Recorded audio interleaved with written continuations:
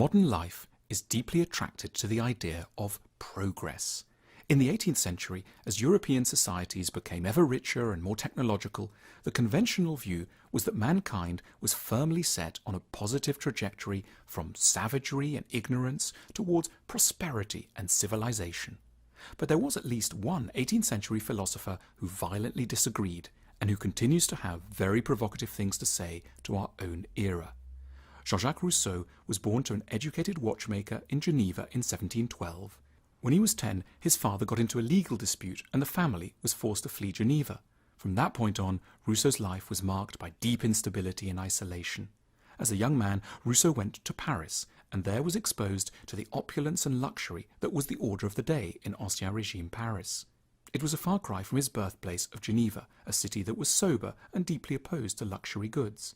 Then one day in 1749, he read a copy of a newspaper, the Mercure de France, that contained an advert for an essay on the subject of whether recent advances in the arts and sciences had contributed to what was called the purification of morals. In other words, was the world getting better?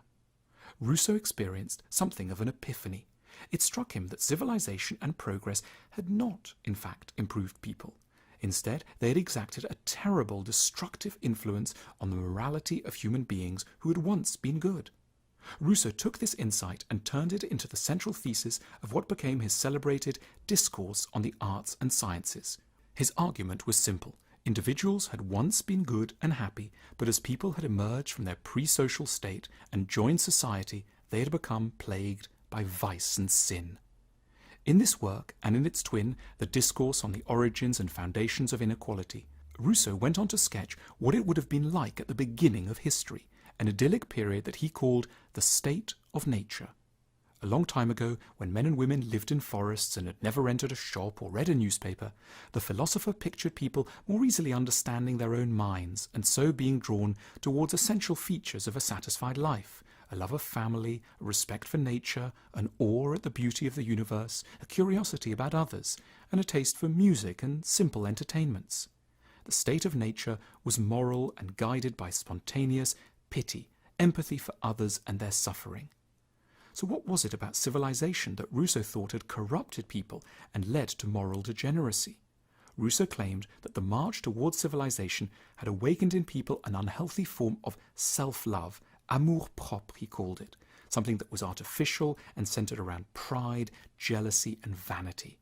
Rousseau argued that this destructive form of self-love had emerged as people had moved into cities and there had begun to compare themselves to others and created their identities solely by reference to their neighbours. Civilized people had stopped thinking about what they wanted and they felt and merely imitated other people, entering into ruinous competitions for status and money and losing sight of their own sensations.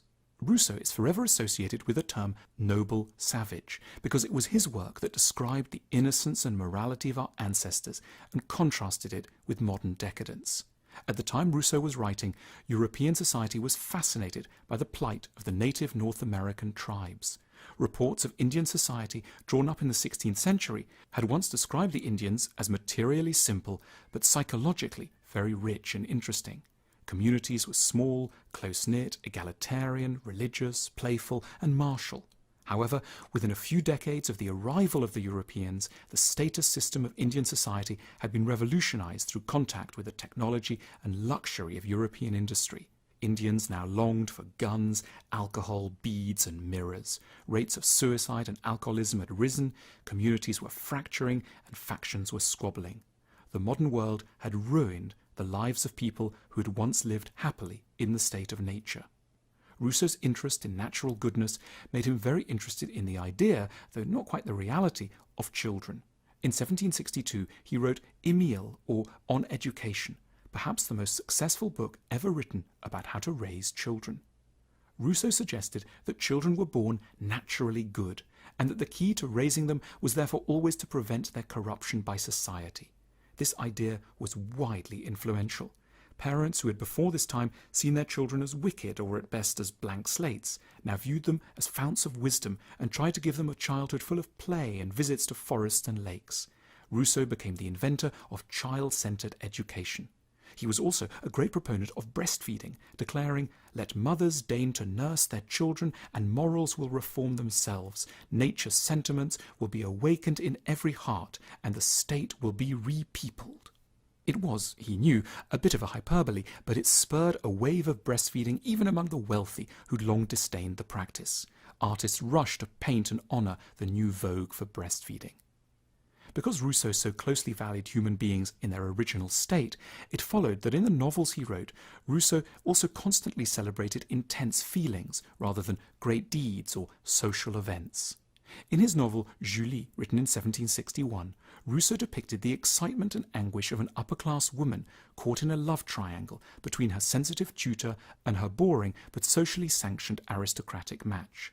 Rousseau's contemporaries might have seen Julie as unwise and her feelings as a passing fancy, but Rousseau painted her love in a higher light. He urged us to see its grandeur, depth and honour. In his writings about his own life, Rousseau was similarly romantic, or what one might unkindly call self-absorbed. In his famous Confessions, one of the first ever autobiographies, Rousseau spent pages exploring his inner life, how frustrating he found shopping, the surprising feeling of tenderness for his ex's new partner, or the joys of gardening. To him, these weren't trivial or self-absorbed topics. They were part of an important task, to show what living is like on the inside. "I have conceived of a new genre of service to render to man," he boasted, "to offer them the faithful image of one amongst them, in order for them to learn to know themselves." Rousseau died in 1778, aged 66. His reputation has continued to grow. He was, from beyond the grave, one of the heroes of the French Revolution, and he became an icon to a great many artists and writers of the 19th century. Rousseau can be considered as one of the founding figures of what we now know as the Romantic movement, an ideology responsible for valuing the primitive over the civilized, the child over the adult, the passionate lover over the calmly loyal spouse. The modern world, despite its addiction to status, machinery, and capitalist values, in many ways continues to be profoundly romantic in its heart. It's astonishing that so much of what we take to be common sense or just natural can directly be traced back to the work of one not always wise, but always highly intriguing and provocative thinker.